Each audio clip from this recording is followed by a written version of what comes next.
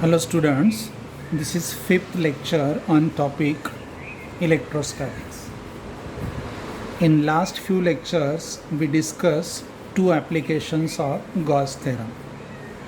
पहला application था intensity of electric field at a point outside the charged spherical conductor. दूसरा था intensity of electric field at a point outside the charged cylindrical conductor. Right, so in order to observe this lecture, first you observe the 4 lectures in succession, then you will get the topic properly. ठीक है, notes आप WhatsApp PDF file से collect कर लो. Okay, today let us discuss or find out the expression for intensity of electric field at a point just outside the conducting sheet.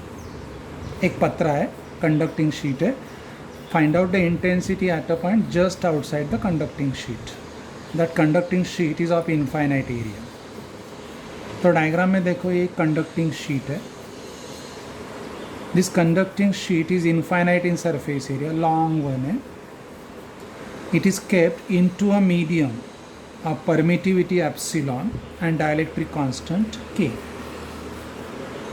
Now this to the conducting sheet charge is provided. अभी हम लोग जो charge provide करने जा रहे हैं, it is about to reside on the surface area, but we don't know the complete surface area right now. तो वापस वही लैंग्वेज जो हम लोगों ने लैम्बडा के लिए यूज़ किया था. Since we do not know the complete surface area and we are about to provide the charge, हम लोग क्या लैंग्वेज यूज़ करेंगे? Let sigma is the charge given to the conducting sheet. Sigma is the charge given to the conducting sheet per unit area. अगर area 1 meter square होगा तो charge residing हो जाएगा sigma. Area 2 metre square हो जाएगा तो charge residing हो जाएगा 2 मीटर स्क्वायर. अगर एरिया रिसाइडिंग ds होगा, अगर एरिया ds होगा तो चार्ज रिसाइडिंग हो जाएगा ds. अगर एरिया a होगा तो चार्ज रिसाइडिंग हो जाएगा सिग्मा इंटू a. तो this is the conducting sheet of infinite area kept into a medium of permittivity epsilon and dielectric constant K. Let sigma is the charge given to it per unit area. It resides on the surface. अभी जो charge है it resides on the front surface as well as on back surface. दोनों surface पे वो reside होगा. ठीक है, क्योंकि दोनों surface contact में है. Now I want to find out intensity at point P very close to this area. मुझे पॉइंट इतना क्लोज लेना है कि ये पॉइंट और कंडक्टिंग शीट अगर हम लोग ज्वाइन करेंगे तो that joining is perpendicular to what? Floor. I again repeat, take the point P very close to the conducting sheet so that perpendicular drawn to the sheet passes through the point P. मतलब intensity strictly perpendicular हो. ठीक है, okay. ना ये small area मैंने यहाँ consider किया. Since sigma is the charge residing पर unit area, so what is the charge residing on area ds is sigma ds. ये दोनों साइड से, बैक साइड से और फ्रंट साइड से भी सिग्मा ds. ओके, मुझे इस पॉइंट पे इंटेंसिटी फाइंड आउट करना है यूजिंग गॉस थ्योरम. तो हम लोग एक इनक्लोजर ड्रॉ करेंगे. कितना चार्ज इनक्लोज होगा? Sigma ds. तो फ्लक्स का वैल्यू कितना आएगा? Charge enclose upon permittivity. ये होगा Gauss theorem. Total flux over the close surface is what? Charge enclose upon permittivity. अभी because of charge sigma ds I want to find out intensity at point P. जो direct intensity कैसे? Perpendicular है. तो use Gauss theorem.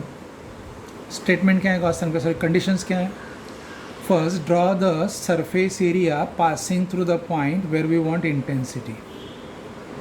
Secondly, that area drawn passing through the point P should enclose the charge sigma ds. तो आप कोई भी shape draw कर सकते हो, but one should draw suitable surface area जो आपको या तो नोन है या जो आप कैलकुलेट कर सकते हैं. तो अकॉर्डिंग टू योर सिलेबस ये चार्ज इनक्लोज करो बाय सिलेंडर. जो सिलेंडर पॉइंट P में से भी पास हो रहा है और चार्ज सिग्मा ds को भी इनक्लोज कर रहा है। तो फ्लक्स तो आ गया, charge enclose upon permittivity. Okay, अभी देखो यहाँ पे इंटेंसिटी, ये जो चार्ज है it is enclose by how many surfaces, ये एक सरफेस, ये एक सरफेस, मतलब ये ds और सिलेंड्रिकल, तीनों मिलके चार्ज सिग्मा ds को इनक्लोज कर रहे हैं। But electric lines of force originating from this charge are passing through ds, but they are not passing through cylindrical surface. तो इलेक्ट्रिक फ्लक्स में कौन कंट्रीब्यूट कर रहा है? ds और सिलेंड्रिकल सरफेस कंट्रीब्यूट नहीं कर रहा है। तो ऐसे 3 फ्लक्स आ गए, through ds and through cylindrical. But being flux is a scalar quantity, cylindrical surface contribute नहीं कर रहा है तो निकाल दो, ये दोनों कंट्रीब्यूट कर रहे हैं। तो ये देखो 3 हो गए।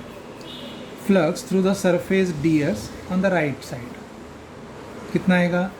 E बार डॉट ds बार या E ds cos थीटा, दोनों में एंगल कितना है? 0 डिग्री, तो ये हो गया E ds।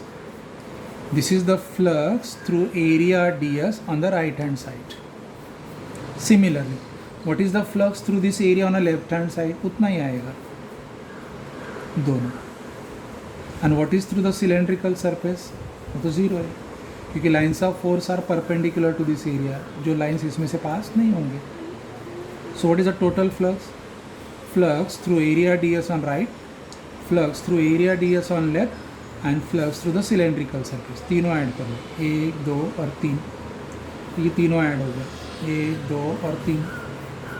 As we know the left hand side according to Gauss, total flux over the surface is what?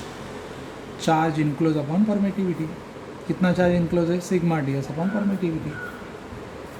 ये हो गया लेफ्ट हैंड साइड, इसका राइट हैंड साइड हो गया 2 times E ds। ds being a common numerator cancel कर दो। What is the formula for E? So E is equal to sigma upon 2 epsilon 0 k। This is the expression for intensity of electric field at a point near to the conducting sheet carrying the charge. For detailed notes, see your PDF file on WhatsApp. Thank you.